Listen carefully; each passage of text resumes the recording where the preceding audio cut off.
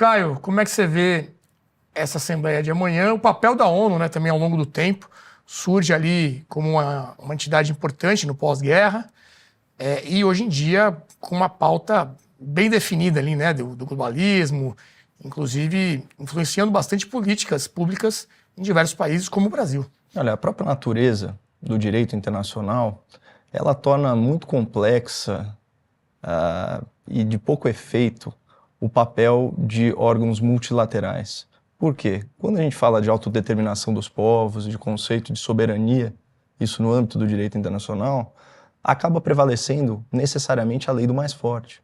Inclusive, esse assembleísmo dos países, como foi bem pontuado aqui para os meus colegas, ele acaba favorecendo o anti-americanismo, porque, na verdade, essas nações elas estão orbitando outras potências, geralmente as potências asiáticas, do eixo autocrata.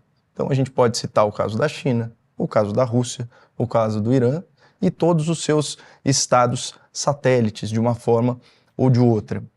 O que me chama muito a atenção é essa postura especialmente radical do governo Lula em termos de política externa, que representa aí uma virada de costas para o Ocidente.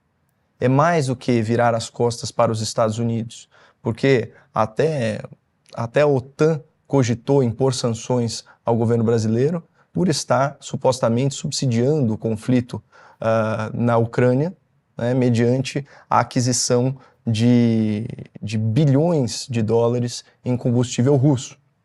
Então, o que nós vemos é o Brasil traindo a sua tradição histórica, diplomática e a sua vocação democrática.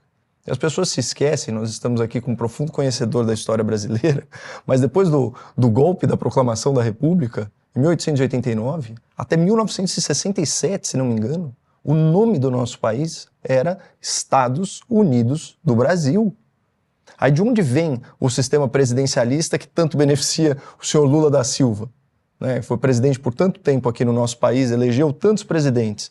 Vem dos Estados Unidos da América. Ou o sistema legislativo bicameral, vem dos Estados Unidos da América. A ideia de uma Suprema Corte, ou de um Supremo Tribunal Federal, tudo isso bebe na fonte dos Founding Fathers. Né? No século XVIII, lá nos Estados Unidos, dessa ideia de pensar um sistema que prestigia a alternância de poder.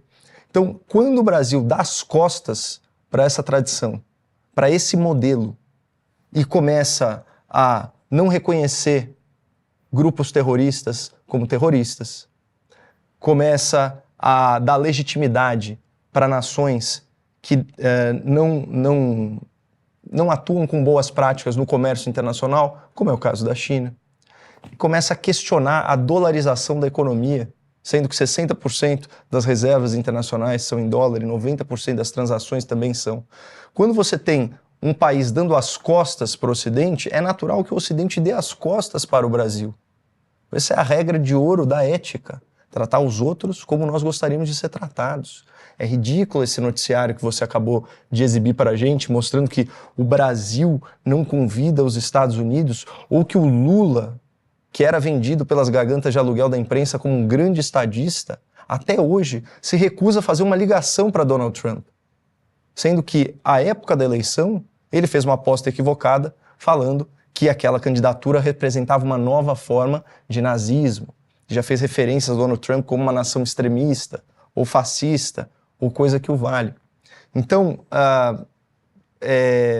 realmente, eu acho que o Lula joga em casa, apesar de ser um evento nos Estados Unidos da América, mas em um ambiente extremamente hostil aos Estados Unidos, e até porque, finalmente, do ponto de vista da perspectiva americana, você tem um governo estadunidense que busca dar um reset no comércio internacional e estabelecer uma reciprocidade tarifária maior em relação a outros países.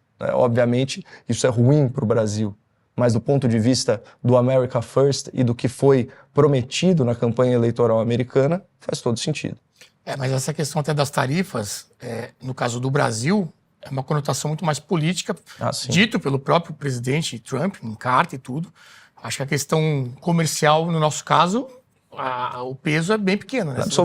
Absolutamente lateral. A gente tem que pegar, e é bom que nós temos esse exemplo, a gente tem que pegar como proxy o caso argentino, na questão comercial, né, das tarifas reduzidas, né, e também na questão de política econômica, de ver o milagre que uma economia é capaz de proporcionar quando você reduz gastos públicos.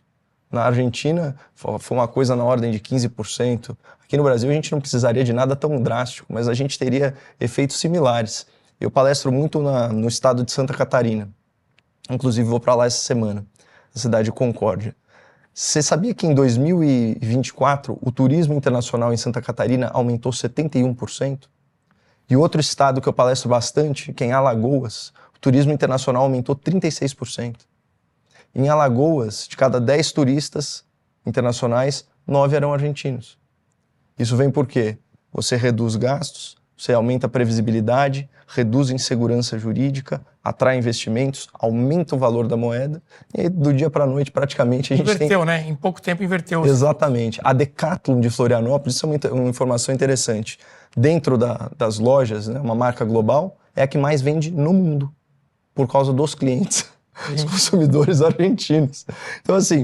O que vai acontecer é que daqui a pouco a Decathlon vai estar na Argentina e não aqui, né? Similares. Exatamente. O próximo passo é uma mudança geográfica.